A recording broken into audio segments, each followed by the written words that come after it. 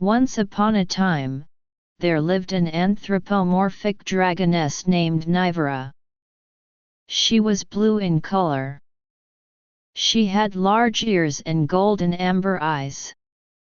She loved taking walks through gardens.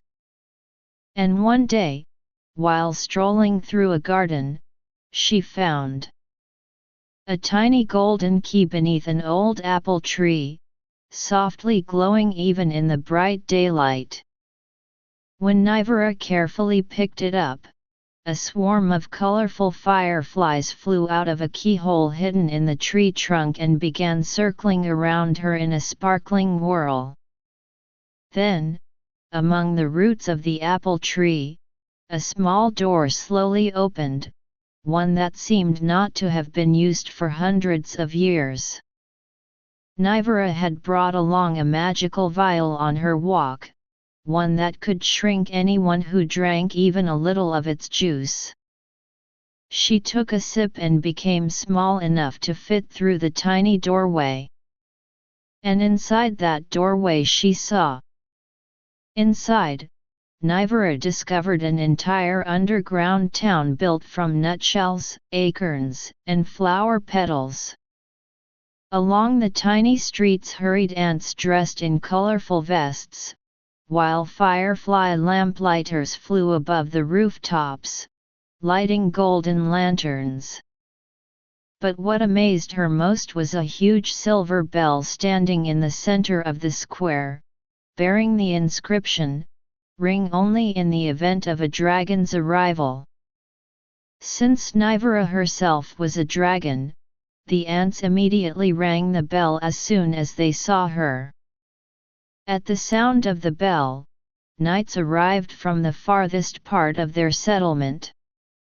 They were ant knights riding great stag beetles, carrying sharpened sticks instead of lances and nutshells instead of shields. They began banging their sticks against their shields in a threatening display, creating a tremendous racket. But Nivara was not frightened. Nivara sat down on the ground, smiled warmly, and took several sugar crystals from her pocket, which she always carried for tea. She carefully placed them before the ants and bowed politely, showing that she had come in peace. Seeing such a gift, the oldest ant knight jumped down from his stag beetle, raised his stick high, and loudly proclaimed, "The dragon is not an invader, but an honored guest." They placed a tiny kettle over the fire and began brewing tea. The ants brought many delicious crumbs, including sweet crumbs from pastries and buns. Nivara settled onto a carpet beside the campfire and enjoyed tea with the ants. Then a very old ant declared, "Since you have come to visit us, you must take part in an adventure." And this was the adventure they offered to Nivara. The old ant explained that somewhere beyond Dewdrop Creek, beneath the leaf of a gigantic burdock plant, there was hidden a legendary pearl acorn that glowed with a gentle silver light at night. However, the road to it was guarded by a capricious fortune-telling snail who allowed passage only to those who could answer her riddle. The ants asked Nivara to travel with a company of stag beetle knights and help them find the pearl acorn before sunset. Nivara replied that there was no need to travel so far. It would be much easier to visit her home, where she happened to have a marvelous pearl acorn that she had recently snatched right from under the fortune-telling snail's nose. Perhaps it was the very acorn they were searching for. Upon hearing this, the ants agreed to accompany Nivara to her home. And her home was. Nivara's house stood atop a hill among apple orchards and was built inside an enormous ancient oak tree, so large that several ordinary houses could have fit inside its trunk.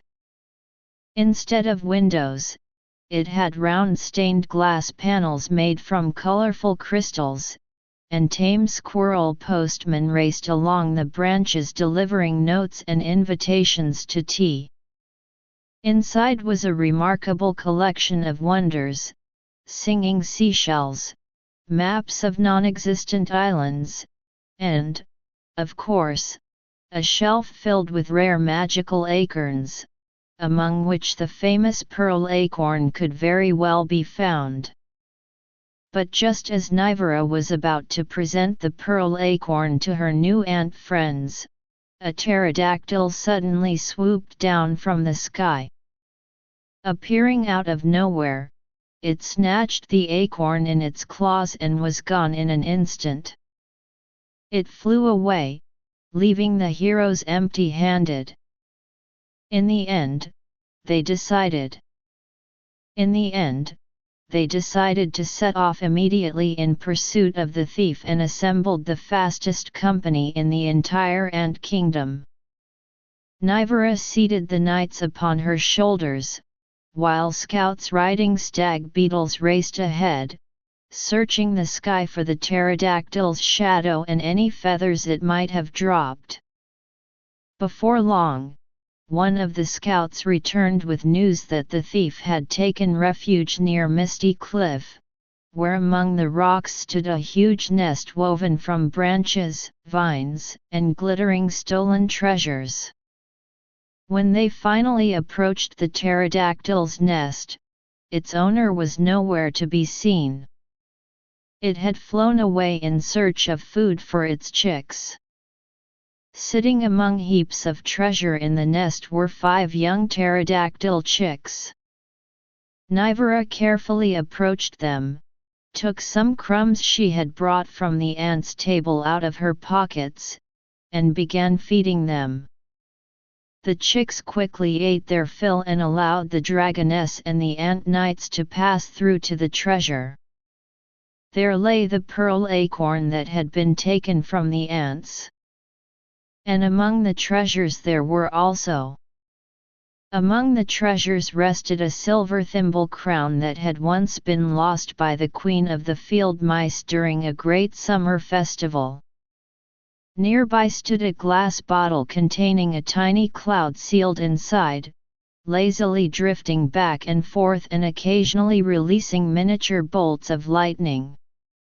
In the farthest corner of the nest, Nivara noticed an old map drawn on a birch leaf, showing the route to the mysterious lake of reflected stars, a place she had never heard of before.